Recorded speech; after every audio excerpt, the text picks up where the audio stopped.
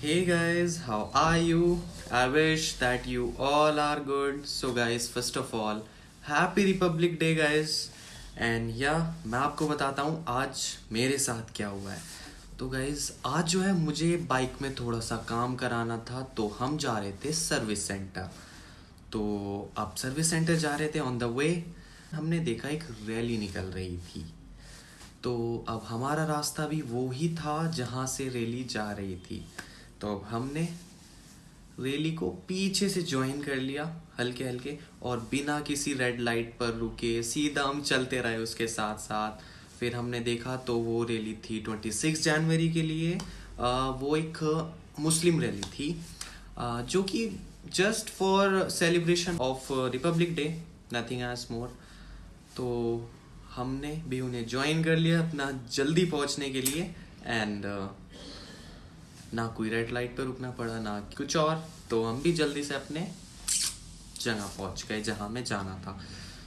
So basically मैं बताना ही चाहता हूँ कि आप भी देखो वो रैली कैसी थी, क्योंकि जब हम गए तो हमने थोड़ा सा उसे शूट भी कर लिया. मीडिया वगैरह भी आई हुई थी, काफ़ी बड़ी रैली थी गाइस. चलिए फिर देखते हैं.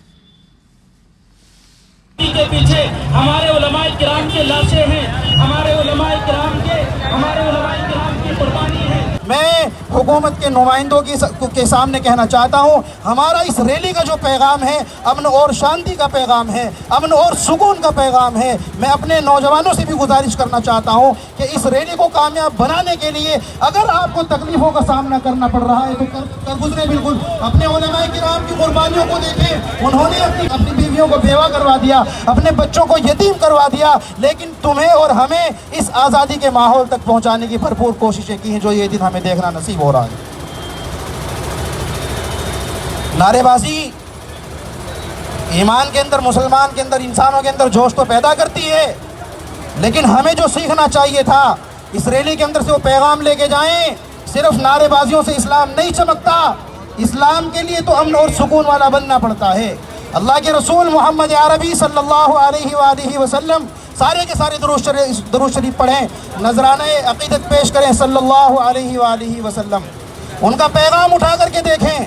उनके सामने कुफ्फार और मुशरिकीन ने सहाबा किराम के ऊपर, ईमान लाने वालों के ऊपर किस तरीके से जुल्म और जबर के पहाड़ तोड़ दिए. उनको परेशान किया गया, तरह तरह से परेशान किया गया, बदन को छलनी बना दिया गया.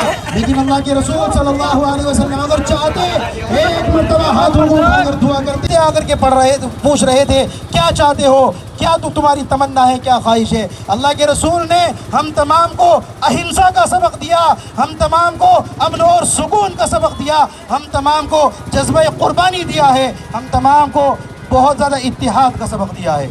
मेरी गुजारिश है इत्तिहाद के साथ में, इत्तिफाक के साथ में, आज जो ये हमें 2024 में 26 जनवरी का दिन देखने को मिला है, ये हमारे उलमाए किराम की कुर्बानियों का वसीला है, उनका नतीजा है. ये उनकी गर्दनें जो कलम कर दी गई.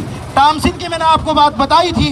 दूसरा वाक़या उसका सुने, अभी भाई आसिफ हुसैन साहब ने भी जिक्र किया था, लाहौर से लेकर दिल्ली तक कोई दरख्त ऐसा नहीं था जिसके ऊपर उलमाए किराम की गर्दनें और उनकी लाशें ना हो. ये मैं नहीं कहता, कोई मुसलमान नहीं कहता, ये ईसाई राइटर तामसिन कहता, अपनी किताब के अंदर लिखता है. हिंदुस्तान की तारीख को पढ़कर तो देखा जाए, पता तो तब चले जब हम पढ़ करके देखें. खुदारा अपनी नस्लों को समझाएं इस चीज़ को, इस मुल्क से मोहब्बत करें, इस मुल्क से मोहब्बत, और हमें मोहब्बत है इस चीज़ से, इस मुल्क से हमें मोहब्बत है. हमारे पास में मौका था इधर उधर चले जाने का, हम नहीं गए. हमारे अकाबिर की असलाफ की यहाँ पर मज़ारें हैं, कब्रें हैं, हमारे पास में जागीरें हैं, और वो जागीरें आज तक इस्तेमाल होती हैं. हम फ़ख्र से कहते हैं इस चीज़ को. हमारे देश के प्राइम मिनिस्टर जितने भी गुजरे हैं, सब के सब जो हमारे असलाफ ने जागीरें छोड़ी थी लाल किले की सूरतों में और शक्लों में, आज वहाँ खड़े होकर के भाषण दिया जाता है, वहाँ खड़े होकर के खिराज तहसीन और खिराज अक़ीदत पेश की जाती है, शहीदों को नमन किया जाता है. ये हम तमाम के लिए बड़ी फ़ख्र की चीज़ है, बड़े फ़ख्र की बात है. आज इस रैली का मकसद यही है, आज यहाँ से एक अहद लेकर के जाएं मेरे मुसलमान भाई, ये अहद लेकर के जाएं.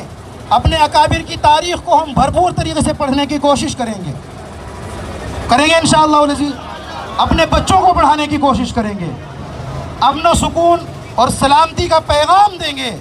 लेकिन हाँ, अगर कभी आँच आ जाए अपने उसूलों के ऊपर, जब उसूलों पर आँच आए तो फिर टकराना जरूरी है।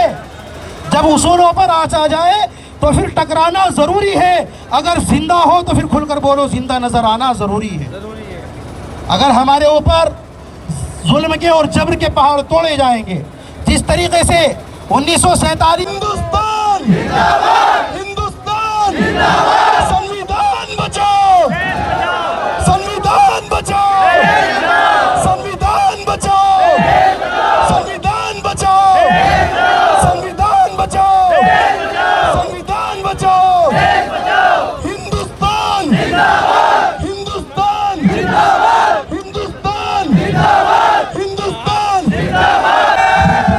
करे कि जिससे कोई दूसरा मैसेज चला जाए।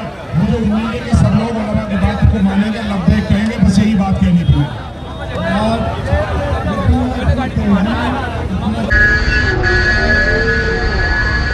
आगे निकल लेना मेरा